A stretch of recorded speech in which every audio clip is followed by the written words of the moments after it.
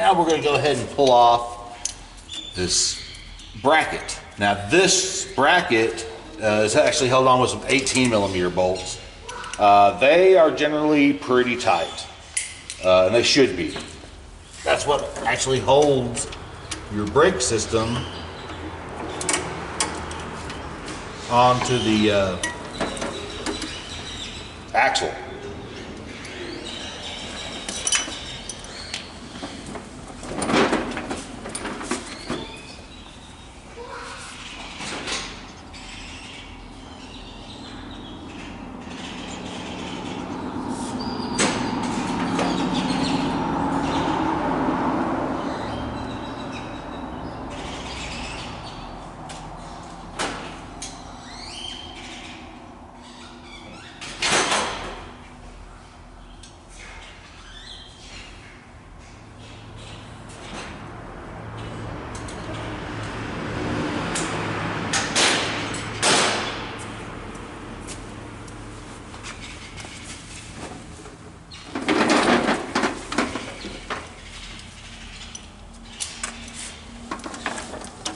So I've got my 3/8 ratchet here.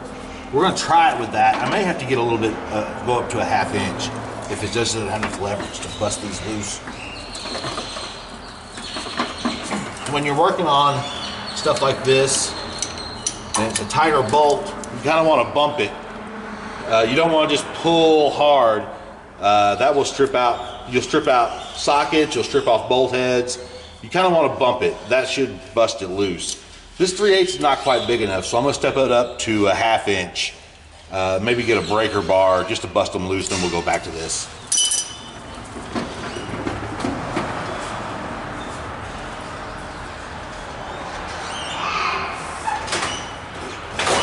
Yeah, brother. Yeah?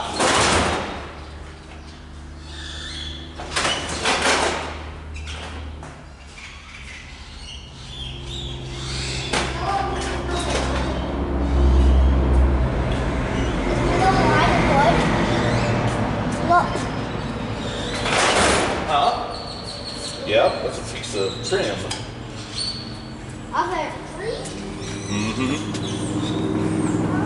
All right, so I've gone to a 1/2 inch breaker bar with a 1/2 inch 18mm socket. I've got my handy stool, so I'm not breaking my back or sitting on a cold floor. And let's see if we can't get this bracket loose.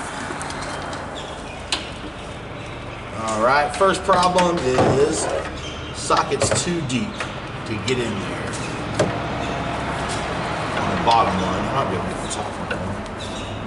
Yeah, socket's too deep. I'm running into stuff with this breaker bar. So let me see if I can find a shallow socket.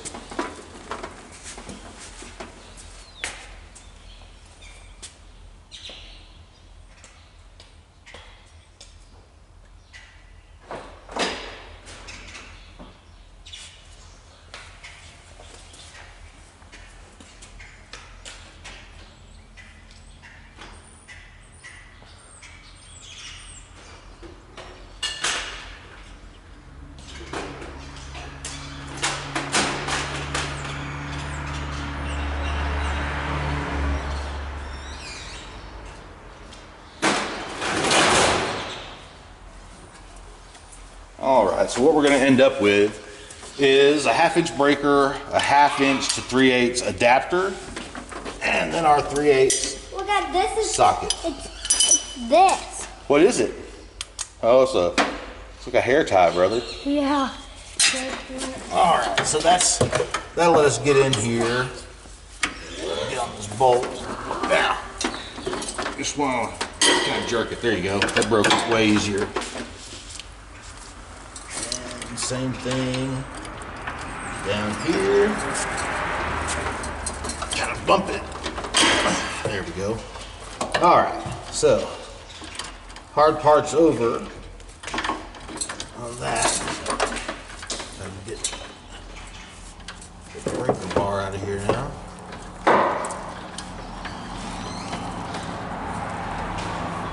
Got a bolt way back there.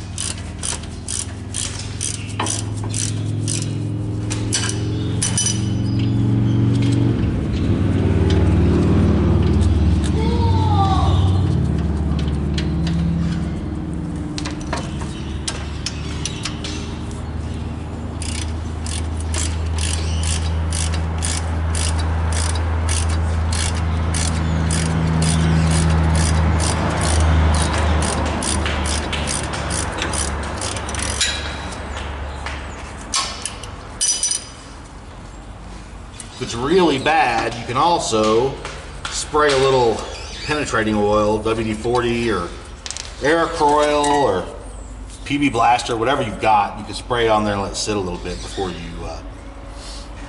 try to start taking it apart. This, I don't have a lot of rust on this vehicle. It's not we're not in a salt state where they salt for bad weather, and I keep it pretty clean, so it's not. I don't have a lot of rust and grime built up on these. Now you'll want to pay attention on this bracket. You see these little clips? Your new brake pads will come with these clips. If they don't, you can reuse these more than likely. They are basically anti-rattle clips. They just keep the pads from rattling around. The pads actually slide on them, so they slide a little easier, and you definitely need them. So don't overlook those clips.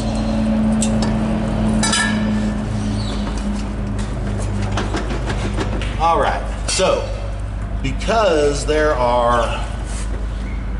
actually brake drum components inside this hub, we'll probably need to whack this a little bit with a hammer to get this to come loose. You know, your front rotors usually just slide right off, but this has actually got stuff in it, and I think it's pressed on this hub right here. So let me grab a hammer and we're gonna whack this a few times, see if we can't get this to come loose. Oh yeah? Yeah. Maybe we could find a way to glue it together.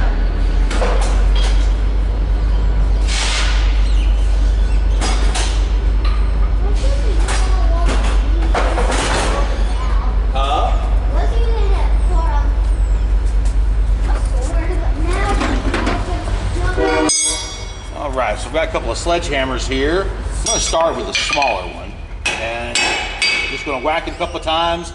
I think you saw it move there. So once I whacked it a couple of times, it's freed up, and it just slides right off the bolts. And there's our rotor. So, we grab the light, and we'll take a look at these brake drums. So, these actually look pretty good. They've got plenty of material on the drums. I don't think I need to take this apart, especially as little as I use the emergency brakes. Hey, Rusty, you're right in front of the camera, brother. Oh. Hey, why don't you come stand over here? Okay. So as you can see, they've got plenty of material. I rarely use these emergency brakes anyway. And the way this works, if you're not familiar with drum brakes, so when you push the brakes in the cab, when you push the brake pedal, this caliper clamps onto the rotor. When you pull the emergency brake cable, it actually activates this cylinder here that pushes out on these. And these brake drums push out into the drum built into this rotor, and they clamp down that way. And that's how your emergency or parking brake works. And it's the same thing on both sides on the back. Back in the old days, before disc brakes, all brake systems, most brake systems were this drum style, and that's how they stopped. They didn't have a rotor, a caliper. Dad, look. Yeah. It was pretty good, but now it's just rolling down. So now we are ready to go to the parts store and see if they have some pads and rotors for us. Now I've looked ahead, online, made sure they had the stuff I needed. And I would recommend that, especially if it's a daily driver. Stop, brother. I would recommend that, especially if it's a daily driver. Russie, What? you gotta leave the camera alone, okay? Come on, why? Hey, because I'm filming right now. Stop. Come on. Just stand right there and we'll go to the parts store in a minute, okay? Can I get one of those monster trucks? No, we're not getting trucks, brother. I've never got one before. So I actually called ahead and made sure looked ahead online. I actually looked ahead online and made sure they had the parts I would need, the pads. I haven't looked at the rotor yet. But I would recommend that, especially call ahead, look online, whatever you got to do, especially if it's a daily and you got to take the kids to school tomorrow or the wife's got to go to work, whatever the situation may be. before you take it all apart, you might want to make sure you have the parts that you need to fix it. And if you're not sure, if you don't trust your parts guide, which is hard to do sometimes, you can take your old pads with you. Take your set of old pads with you and compare them to the new pads, or any part. If you take the part off first, you can take that part with you and compare it to the new part. Make sure it's the right size, you know, the right stuff, so you don't get back home and suddenly your parts don't fit or they don't work correctly because you didn't match them up. Okay. All right, brother. This is what I'm talking to me. No, I was talking to the camera. Why? Because I'm filming it so I can teach people how to do it. I don't care if you're filming it. What? Russ, stop.